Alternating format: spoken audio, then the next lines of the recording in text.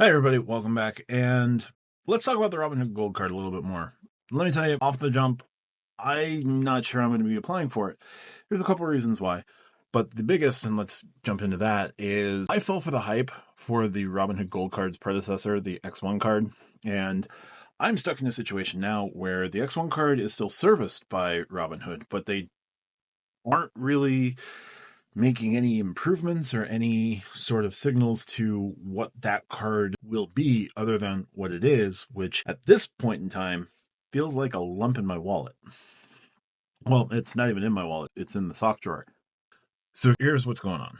I applied for the card. I joined the wait list as soon as I fell for the marketing shtick that was the YouTube videos about it, the clinks and clangs, and thought it was cool and thought that the 2% on everything on all purchases was also cool. And the fact that you could get 3% by spending $15,000 in a year. Thought about my spend, figured it was something that could work, went through, put my name on the wait list, waited, got approved for the card in March of 2022. That was the most recent card to fall off of my 524 status. Kind of. Anyway. Oh, no, that was the most recent card to fall off. Sorry, not the first card or anything like that. Apologies. So got the card in March 2022, started spending on it, and around the time that I was getting close to that 15K in spend, X1 changed the formula where you would now no longer have to spend 15K, you would have to spend $1,000 per month. And for the first $1,000, it was 2 times points earning card. And then from $1,000 to $6,500, you would make 3 times points. So you have to spend $1,000 every month to activate the 3 times category. It was obviously a business decision by X1. They couldn't make things work the way that they promised. Totally understandable. But the approach and the way that it was handled, not super great. After that, there was upset from folks on Reddit, the X1 credit card subreddit, which was sort of understandable. But again, business decision, I get it. But people can get mad at business decisions all the time.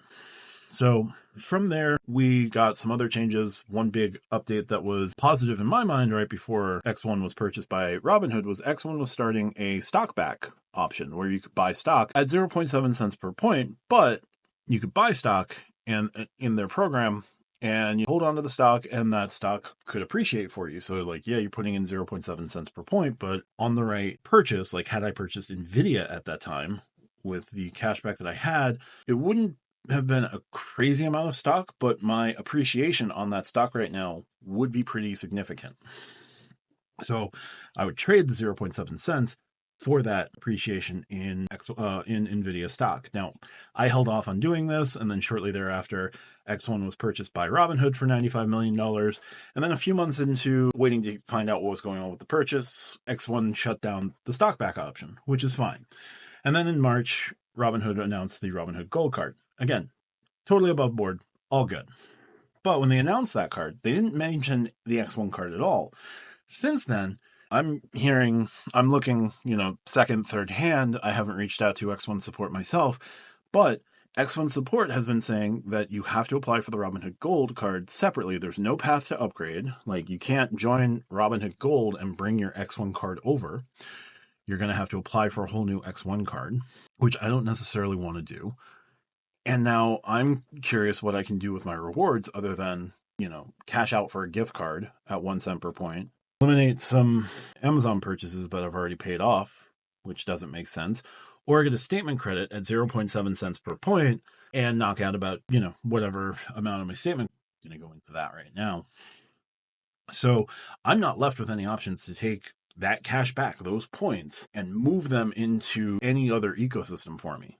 Most specifically the Robinhood ecosystem, which right now I would take the 0.7 cents per point from Robinhood and move it to my unsettled, from the X1, move it to my unsettled cash and let it appreciate at 1.5% APY with my interest in my unused cash. Or I could use that money in conjunction with the money already in my Robinhood account and buy more ETFs and let it appreciate that way. But I can't do that right now. So I'm not saying that this looks bad for Robinhood. I'm not saying anything like that. It does hurt me as a customer, but it doesn't make sense for me to jump into another product, get on another wait list for a product that may get nerfed relatively early on. Now, people are saying that Robinhood can't sustain the X1's Robinhood Gold Card's 3% cash back on everything. That's possible. I think the money that they're going to make bringing in new customers will let them ride that out for a little while. Also, they do make quite a bit of money on their margin lending. So what that is, I don't know offhand, but them giving you $1,000 of margin to play with every year, if somebody doesn't do something right, they can make more money that way. There's just a level of apprehension that I have about signing up for the Robinhood Gold card until I can figure out what I can do with the X1 card. If I cancel it, that's fine. I close it in good standing. It's going to stay on my credit report for 10 years. I'm not worried about that. The overall utilization will hurt, so I'd want to grab another personal card with at least, not the exact same limit, because very few cards will give me that limit, but a limit that would be relatively close to take the sting away, right? So I'd be looking at another, let's say, 20 grand card, 20 grand credit limit. Am I really worried about my overall utilization? No, even if I lost the 25,000 from that card out of my total pool, I'm still well over six figures with available credit to me that I don't overutilize, obviously. But this whole thing has left me a little bit bitter, more bitter than I thought I would be. And because of that, I don't want to jump into another card that I don't know will exist in a year, will exist in 2 years in the same way. And yes, all cards are going to change over time, and all of that. Like, the benefits that you get on cards are good while the company can afford them, or good while the co-branded partner can afford to extend those to you, right?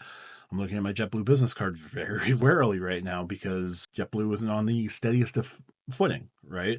A World of Hyatt card will at least give you the benefits that it gives you because Hyatt's in a pretty strong position at the moment. Like, it's not the greatest, but they're not JetBlue. So while I can see definite uses for the Robinhood card, especially, deposit match that they claim will include the credit card points into your account, be a 3% cashback card, and also instead more like a 3.03% cashback, because that 1% of 3% that 1% on top of the 3%, I don't know the exact math on it, but yeah, you get that 1% deposit. So if you got $100, if you deposited in $100, you get $101. And, being able to buy ETFs, buy into REITs, buy into safe dividend investments, that's all great. And that would take that base 3% and make it more like, 3.75 after a year or something like that, as long as you're sitting in long positions. But yeah, I'm worried about Robinhood's ability to effectively keep that going. So we'll see. But for now, I have a lot of thinking to do with the X1 card, and we'll just move on from there.